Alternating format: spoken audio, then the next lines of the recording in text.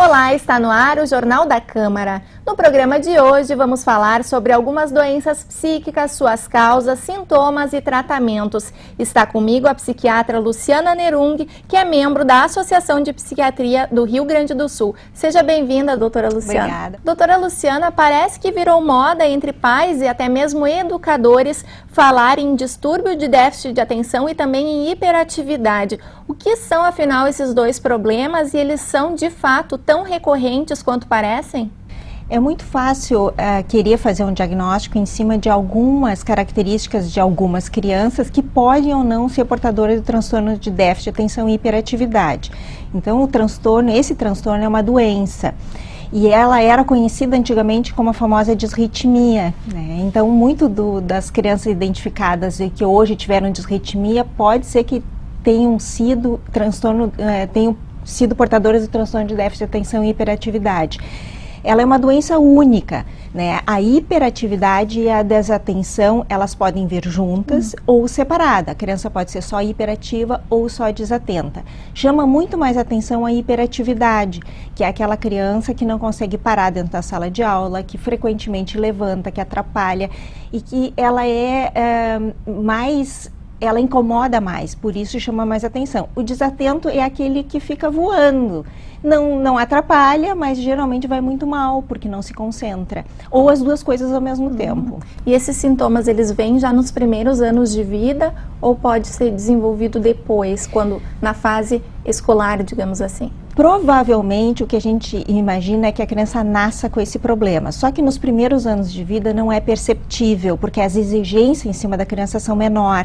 Então uma criança que não fica sentada ou que funciona muito, ela é normal. Às vezes a hiperatividade começa a ser perceptível lá pelos 4, 5 anos, aquelas crianças a gente chama endemoniadas, assim, que não param quietas. Mas a desatenção propriamente dita, ela só vai ficar visível quando as exigências escolares começarem. Então quando ela entrar na primeira, segunda série, quando ela precisar realmente se concentrar, é que a gente vai perceber a desatenção. Mas realmente o diagnóstico acaba sendo feito nos primeiros anos escolares. E quais seriam os tratamentos para esses dois transtornos? O tratamento que nós temos disponível aqui no Brasil ainda é, em termos medicamentosos, a Ritalina, o metilfenidato. Nos Estados Unidos existem outros psicoestimulantes, mas aqui, em termos de medicação, nós só temos um componente, que é o metilfenidato.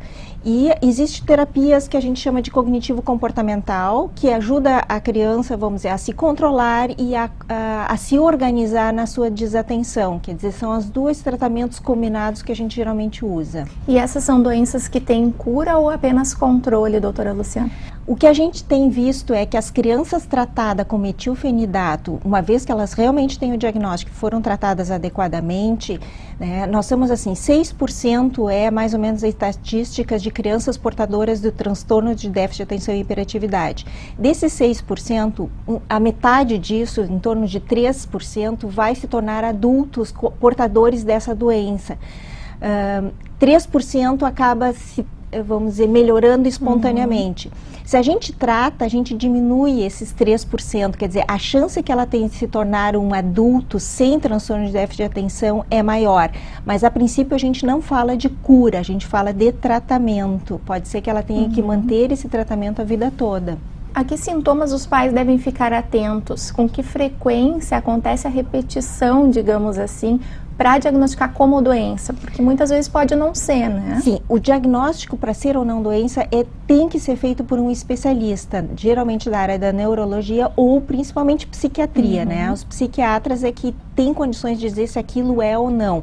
O que os pais têm que ficar atento? Crianças muito, muito ativas, que não conseguem parar para fazer nenhuma atividade, e que vão geralmente mal na escola, onde os professores se queixam que são muito bagunceiros, falam demais, levantam muito, atrapalham a sala de aula.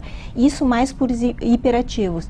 No déficit de atenção, eles têm que ficar atentos a crianças, às vezes, até quietas demais e que não prestam atenção, não ouvem o que é dito, né? As pessoas falam e elas, dali a pouco, já não sabem mais o que falaram porque não prestaram atenção e que vão muito mal na escola. Então, são crianças que precisam, antes de ser feito o diagnóstico, diagnóstico ser levado para um especialista. Quer dizer, não é a professora e não são os pais que fazem o diagnóstico. Eles levantam a suspeita e aí se faz uma avaliação adequada. E como os educadores devem lidar com essas crianças ou adolescentes em sala de aula? Porque é difícil, né, conseguir conciliar com o resto da turma, enfim. Eu acho que precisa haver uma comunicação boa entre os pais e o educador para que a criança, no momento que está sendo feita, primeiro para se levantar a suspeita, os pais fazerem a avaliação e caso a criança seja portadora desse transtorno, que as professoras consigam, os educadores consigam, junto com os pais, acharem estratégia para chamar mais atenção e adequar, muitas vezes, a atividade. Por exemplo, um hiperativo precisa muita atividade para que ele se concentre. Uma sala mais monótona ou aulas mais monótonas para ele são mais difíceis. Então, eu acho que precisa ter paciência e achar a estratégia para que ajude a criança a enfrentar essa dificuldade. No adulto, esses sintomas, mesmo que ele esteja em tratamento, esses sintomas costumam aflorar, costumam ser recorrentes no dia a dia, no trabalho, essa dificuldade de se concentrar? Sem dúvida, como é um transtorno e a pessoa é portadora, provavelmente desde a infância, ela é assim, tudo, na vida inteira ela percebe. Às vezes é assim, as pessoas dizem, até no supermercado elas esquecem que elas vão comprar, mas não é esquecimento assim normal, elas perdem muito tempo, elas começam a fazer uma atividade, uma dona de casa, ela começa a fazer uma atividade na cozinha, daí ela lembra que tem que fazer uma coisa na sala, daí ela vai para a sala, no final ela passou o dia inteiro dentro da casa e não terminou nenhuma atividade, porque ela começa, ela se distrai, ou uma pessoa que vai estudar, vai ler um livro, por exemplo, leitura. Eu leio uma página inteira, terminei de ler, não sei o que eu li. Então, isso no adulto atrapalha muito, às vezes em atividades até dentro de casa corriqueiras. Sem falar em profissionais, né? A hiperatividade também vai atrapalhar nesse sentido. Também vai atrapalhar, porque o hiperativo, ele não consegue sentar e fazer uma tarefa do começo ao fim.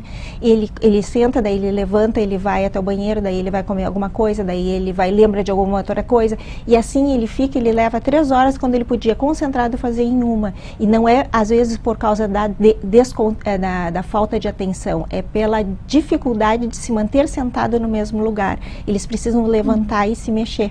E o medicamento usado, a Ritalina, que tu citaste antes, causa alguma dependência? Tem algum problema de ter que tomar este medicamento a vida toda?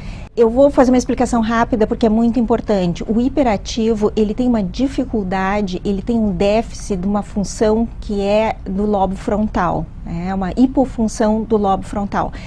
A Ritalina é um psicoestimulante, então ela corrige, na pessoa que tem essa hipofunção, ela corrige esse distúrbio. Então a pessoa, na verdade, apesar de tomar um estimulante, ela fica mais tranquila. Uma pessoa que não tem essa hipofunção, quer dizer, os normais, os que não têm transtorno, se usam a Ritalina, eles ficam hiperativados. Então é o uso inadequado da Ritalina, que é quase, eu diria, uma boleta. As pessoas ficam mais ativas. Esse tipo de uso inadequado causa dependência, porque ela faz assim uma superestimulação do cérebro. E essa superestimulação acaba gerando dependência. Para o hiperativo, é mais provável que isso não aconteça, porque ele apenas coloca o funcionamento num nível normal. Então, o uso inadequado da Ritalina ou do metilfenidato nas suas todas as apresentações, ele é um risco grande de causar dependência. Sem contar que o uso inadequado, já existe relatos de morte súbita com o uso da Ritalina. Então, é uma medicação que hoje é em receituário amarelo, ele é muito controlado, apenas alguns médicos são prescritores e precisa de um controle muito rígido. Apesar desse controle, nós temos registros de muitos adolescentes que vêm utilizando a Ritalina para se concentrarem mais, enfim, para ter um desempenho melhor escolar ou até acadêmico, né?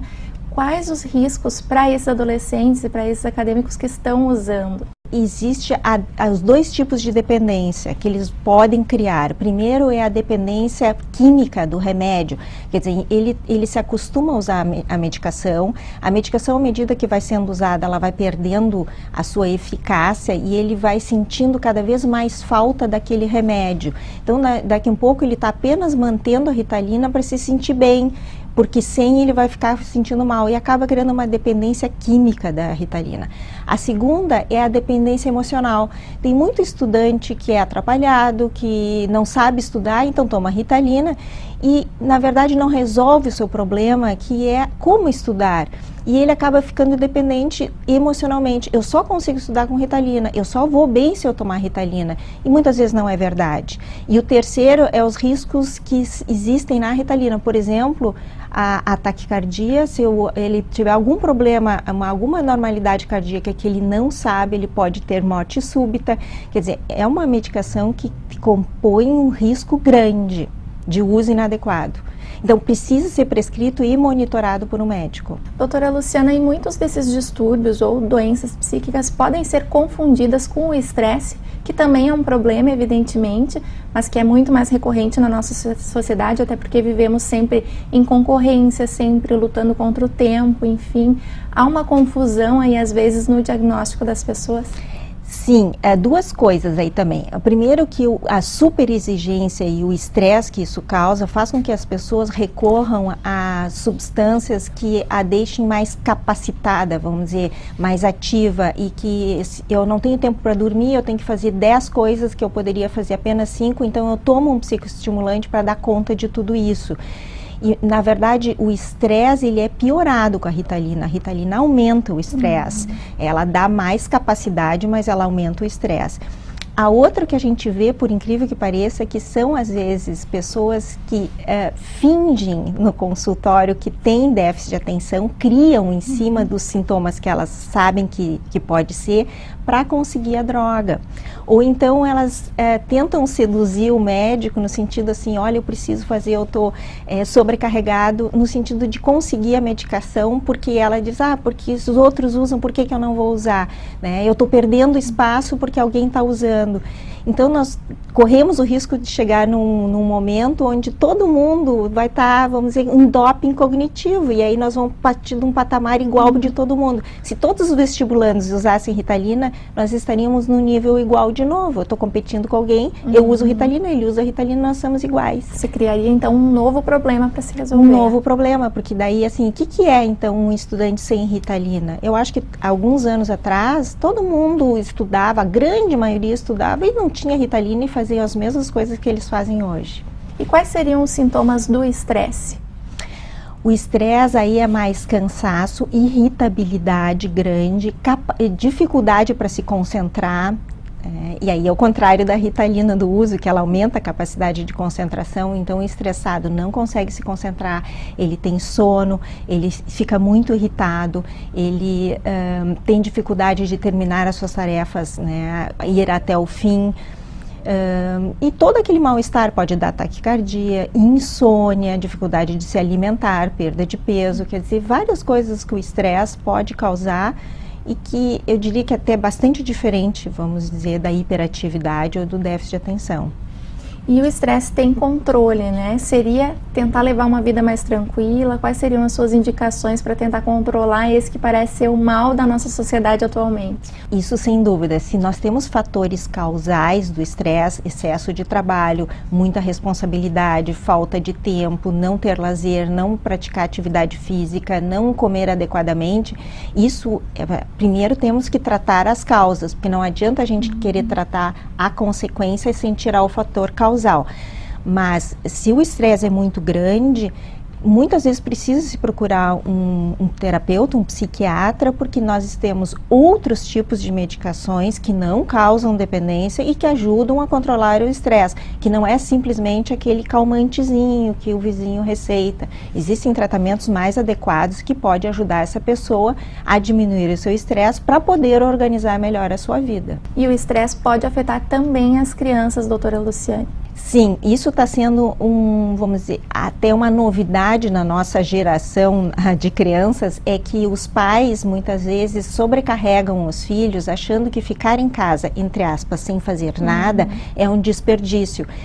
Eles estão esquecendo que a atividade lúdica da criança, quer dizer, a criança ficar em casa e brincar com seus brinquedos, não ficar num computador, não apenas ter aula de inglês, de francês e praticar esportes em clubes e frequentar 1001 atividades, isso não é lazer, isso às vezes causa na criança uma sobrecarga de atividade.